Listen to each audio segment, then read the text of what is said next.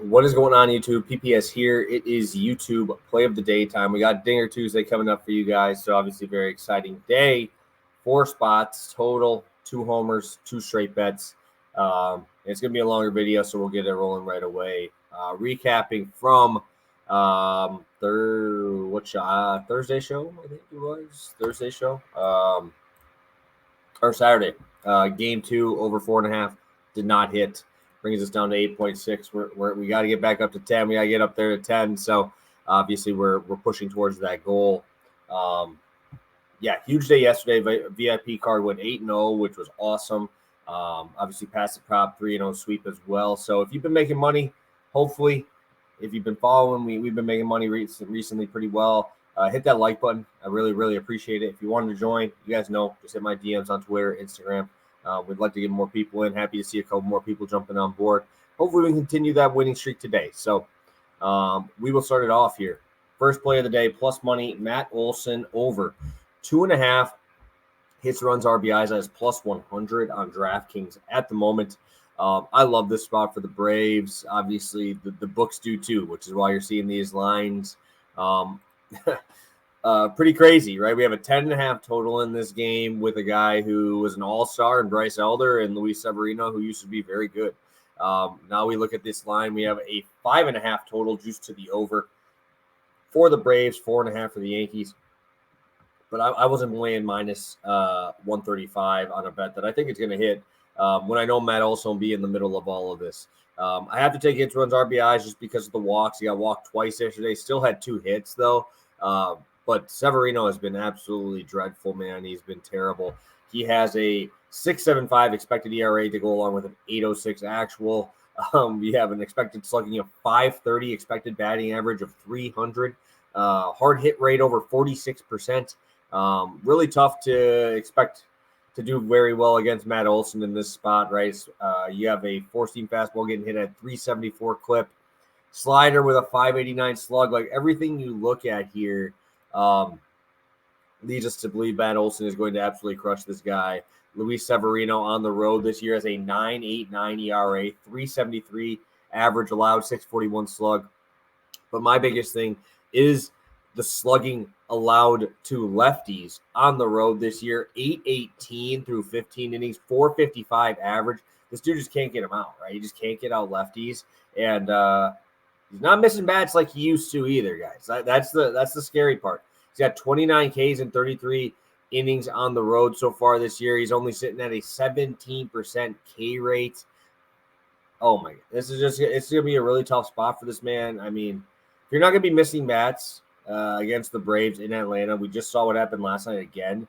And I think Clark Schmidt's throwing much better than, way better than Luis Severino. So I really like Matt Olson here. If you want to go into trends and how he's doing in this, he's had a hit in 7 straight games, multiple hits in 4 of those, or 5 of those actually. Like to see his RBI numbers, obviously still climbing 18 RBIs in the month already, with 19 hits there. So I love Matt Olson. 1362 OPS in August so far. It was 7 bombs. So one of the hottest hitters in baseball against a guy who can't get out lefties. We just saw these guys blow him out last night. I wouldn't be surprised to see it again. But I think this is a shootout, right? I don't think Elder's going to be holding them down. I think it's going to be one of those matchups where it's offense wins, baby. And I think Matt Olson's obviously going to be in the middle of it. So Matt Olson, hits, runs, RBIs, over 2.5 at plus 100, DraftKings Sportsbook. I was kind of having a little trouble with this one, guys. I'm finding the second play until I found some of my, when you're digging in the depths there, you find plays you like, and you find some trends that back them up. And you guys know I'm not a huge trends guy, but this is unreal right now. What the Cubs are doing at home this year in terms of the totals. The Cubs so far this year to the over at home in the first 5 is hitting at a 70% clip, guys. You heard me right. That is 70%.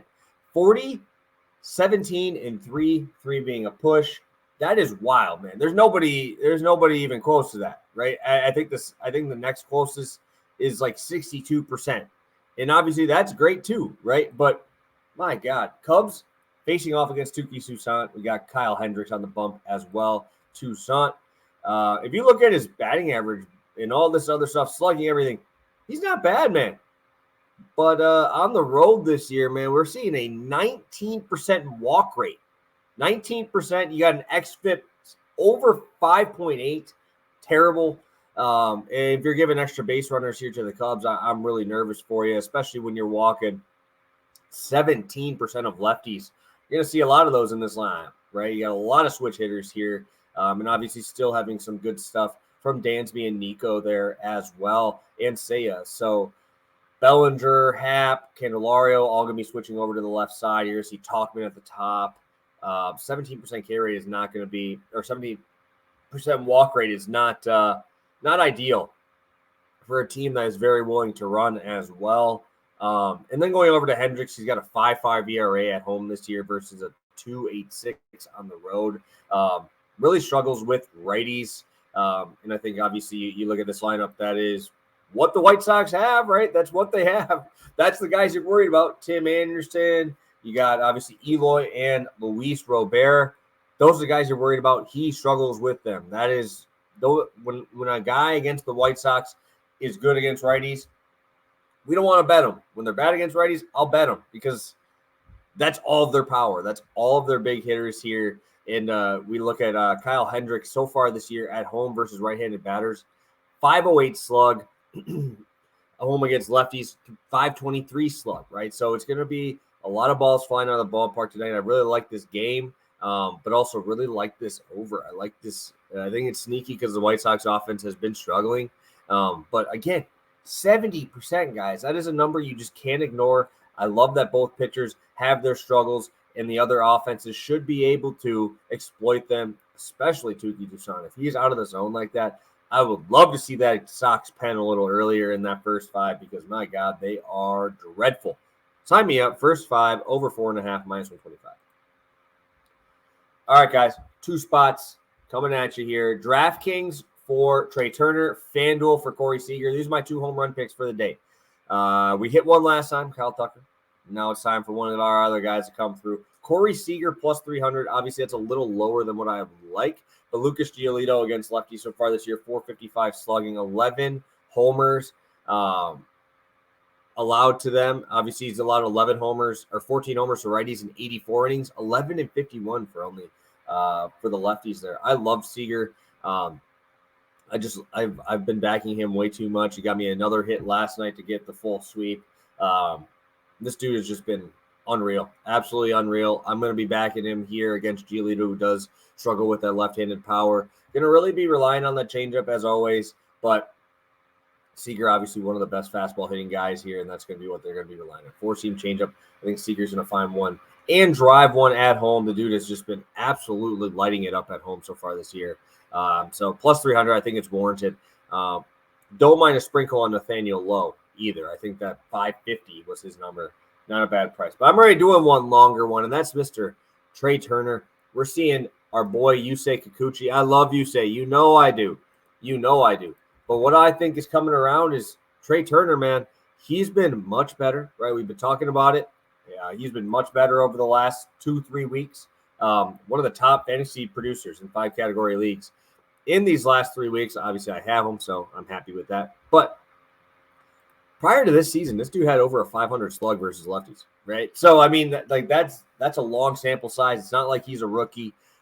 He's got enough sample here where I think that we should start seeing that turn back around, right? So far this year, he's only got like a 240 batting average against, but I like this ballpark for him. I think he's going pull right down that left field line. Kikuchi does like to work up in the zone. Trey Turner, those are the ones that he can drive out of the ballpark. Those ones belt a little bit higher. He's got that swing that profiles right for that. So I really like Trey Turner today. I don't think he's going to be very bet on very much. And I think 6-1 is great odds for a guy that is seeing the ball well. Like I said, he's hitting the ball well. He's running. He's doing everything now. He is that guy that we expected to be the number 1 overall pick in fantasy. Don't get me started that my team would be unstoppable if I would have drafted Ronald Acuna. That is not what we're talking about. But we have 3 hit games in 5 of our last 6, or 4. of our last 7. There we go. 4 of our last 7. He's got 3 hits. It's gonna be a good game for Mr. Turner here. We love to see that hit streak starting to come around. It's over 10 games now. Seeing the ball well. Kikuchi is a good pitcher, man. He's been really good. But if he's going to get beat by something, it is that home run ball. He does like to give up some pop. So if Turner's going to get that ball and play off him, it's going on in the yard. Trey Turner, plus 600. Corey Seager, plus 300. So go along with Mr. Matt Olson, hits, runs, RBIs over 2.5, plus 100. Cubs, first 5, over 4.5, minus 125. Appreciate you guys. Thank you so much. It's a 10-minute show. I always try to keep it a little bit slower or a little bit lower than that, but I appreciate all you guys tuning in. Huge couple days here, so it's been fun. If you hit that like button on the way out, I'd appreciate it, and we'll talk tomorrow.